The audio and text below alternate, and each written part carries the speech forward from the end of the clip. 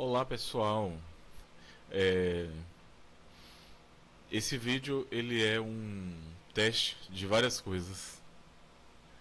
Esse vídeo é um teste de meu poder de comunicação para determinado formato que eu pretendo explorar, que é o de vídeos no YouTube.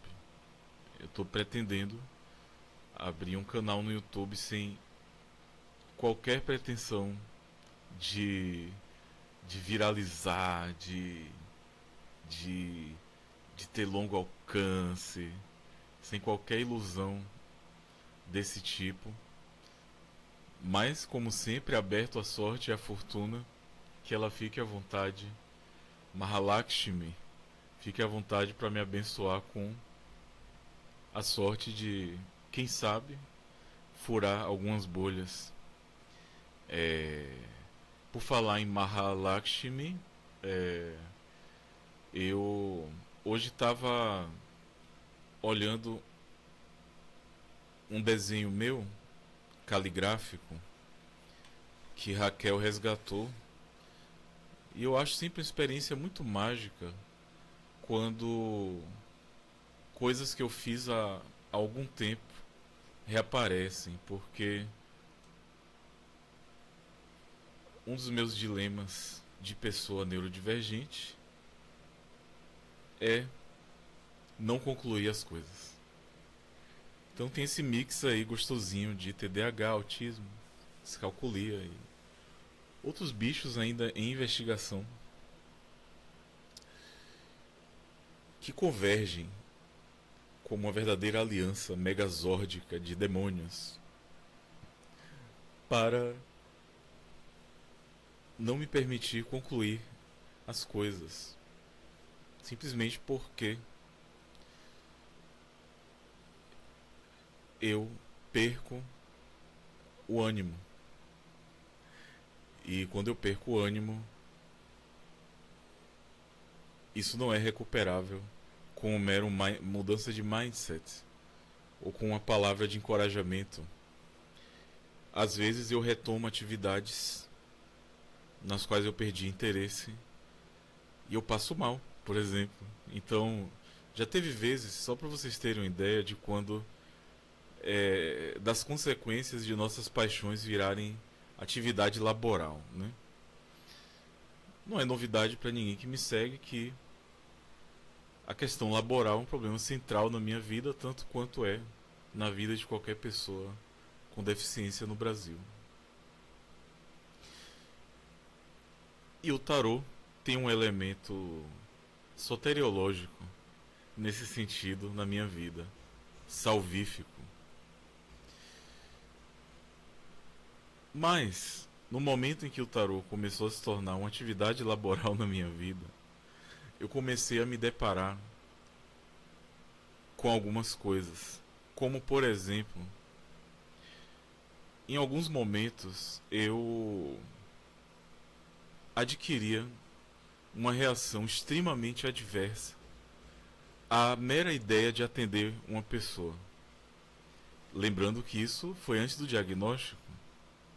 Então eu ainda achava que depois de conversar com um coleguinha a tarde toda, eu passava mal porque comia alguma coisa mal lavada, ou porque comia uma maionese duvidosa, ou porque sei lá mais o que, porque estava com um processo de obsessão, no sentido espiritual mesmo do termo. Eu não sabia que estava apenas sobrecarregado, porque eu gostava do coleguinha e a gente acha que não é possível sofrer uma reação adversa após fazer uma atividade que você gosta. Mas no mundo do autismo isso é possível. E eu gosto de atender. Eu gosto de me comunicar. Mas algumas vezes atender para mim tem consequências graves. E eu me lembro do dia que foi um daqueles eventos que fazem parte de toda uma construção de uma hipótese de autismo, em que eu caí desacordado no meio de uma leitura. Inesquecível. A pessoa ficou muito assustada, claro, a cliente, né? Mas eu caí desacordado. E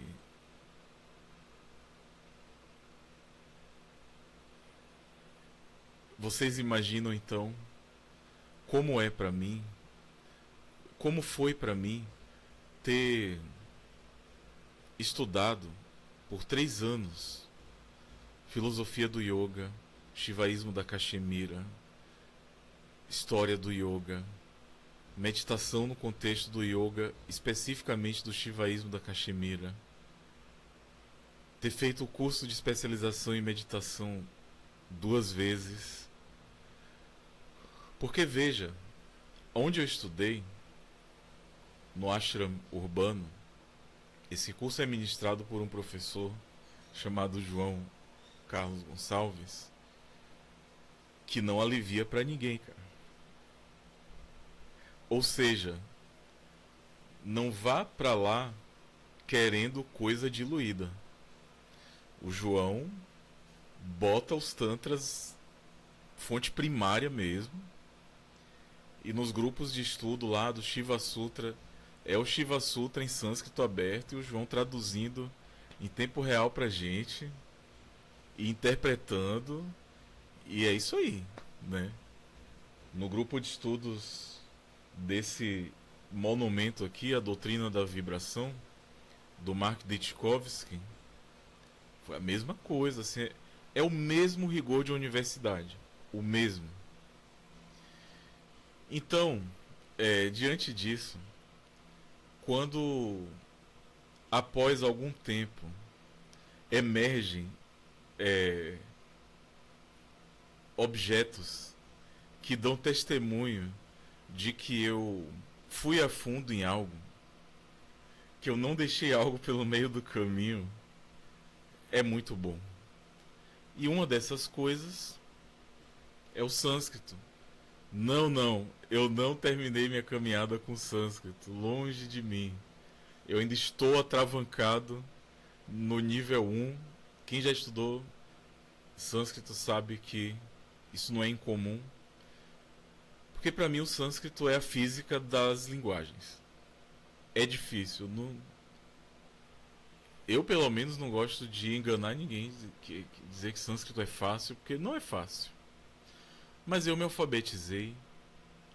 Eu consigo ler no Devanagari. E eu aprimorei bastante a minha caligrafia.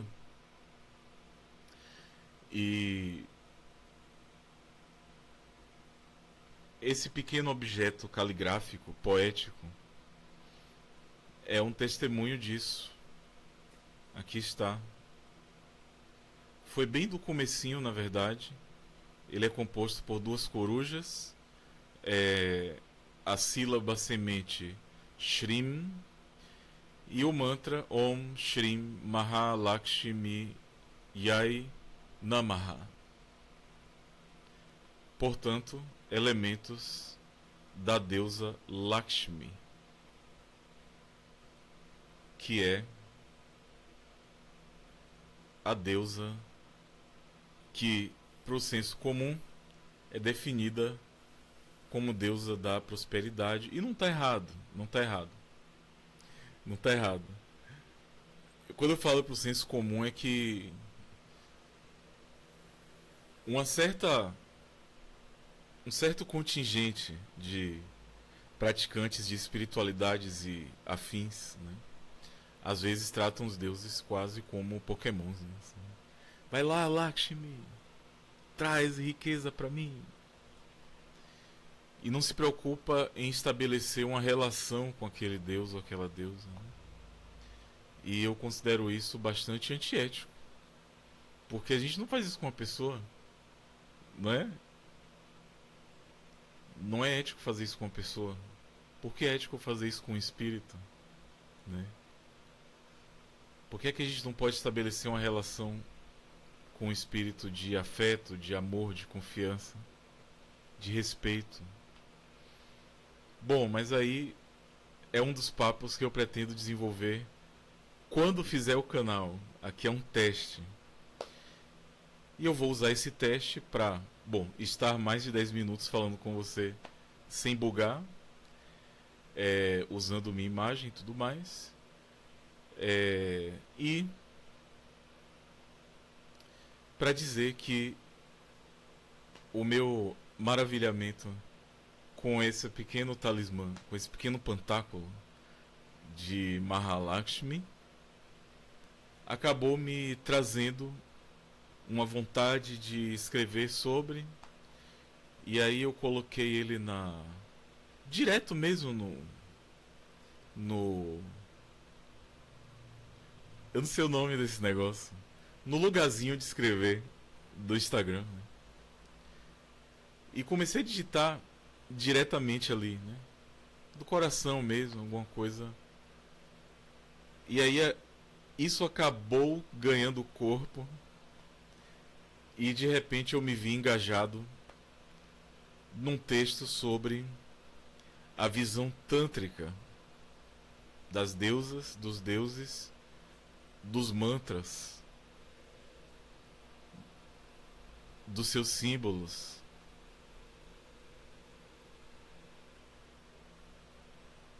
E como principalmente um tantra shivaíta não dualista encara essa dimensão do assim chamado hinduísmo, que acaba sendo meio que o cartão de visita do hinduísmo. Então, se você perguntar para uma pessoa média, fale alguma coisa de hinduísmo, é bem capaz deles dizerem: eles têm muitos deuses. Às vezes vem aquela coisa clichê também, né? O hinduísmo é Brahma, Vishnu, Shiva. Bom, eles têm muitos deuses, não está errado. O que está errado é achar que toda pessoa que está debaixo desse termo guarda-chuva encara esses deuses do mesmo jeito, trabalha com esses deuses do mesmo jeito, se relaciona com esses deuses do mesmo jeito. Já o reduzir as religiões indianas a Brahma, Vishnu, Shiva, aí tá errado mesmo, né? Isso é uma fabricação orientalista. Isso não quer dizer que nenhum indiano vai te dizer que é isso mesmo, porque essas coisas são muito complexas, são muito complexas. Às vezes o colonizado absorve coisas do colonizador e é complexo, é complexo. Mas não é só Brahma, Vishnu, Shiva, né? Não existe essa religião única chamada hinduísmo, cujo culto central é nesses três deuses. Qualquer um que foi para a Índia sabe disso, né? Quando você vai para a Índia, você vê que, na verdade, existem movimentos religiosos inteiros centrados em um Deus central, e que aquele Deus central ele não é o ajudante de Brahma, como pensam. Então, quando você chega lá e você conhece os Shivaitas, sejam eles do Shivaíta, do Shaiva Siddhanta, de qualquer outra denominação Shivaíta, mais ou menos tântrica, ele não vai te dizer: o Senhor Shiva é um ajudante de Brahma, porque Brahma cria, o Vishnu mantém e o Shiva vai lá e destrói. Não, ele vai te dizer: o Senhor Shiva cria o mundo, sustenta o mundo e destrói o mundo ou reabsorve o mundo, como no caso do shivaísmo não dualista, né? Porque o não dualismo shivaíta não acredita que o Senhor Shiva possa ser destruído. Então, o universo não pode ser destruído. Então, ele é reabsorvido por Shiva. Tá vendo como eu tenho assunto? E é por eu ter bastante assunto e não tá conseguindo escrever, porque algumas pessoas ficam muito chocadas quando eu digo que escrever me sobrecarrega muito. Escrever sempre foi um problema pra mim. Eu não copiava na escola. Eu comecei a escrever muito tarde na vida. Escrever mesmo, escrever. Escrever uma coisa extensa. Foi uma coisa que eu desenvolvi ao longo de muito tempo. E foi uma das coisas a que eu mais me dediquei a desenvolver, porque a história da minha vida é uma história de tentar desenvolver algumas coisas obsessivamente.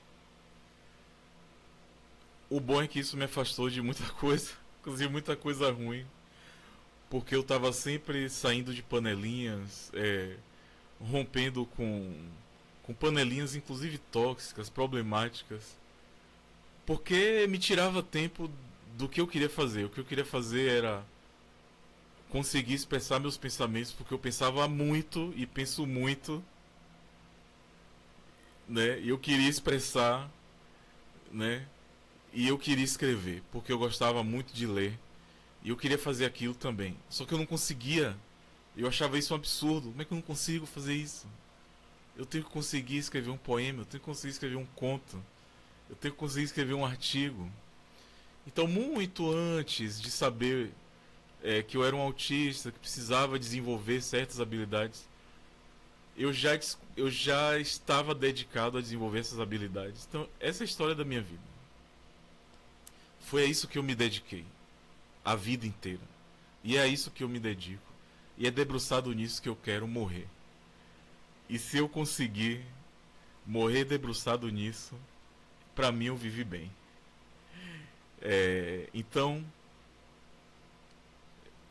vocês já entenderam, né?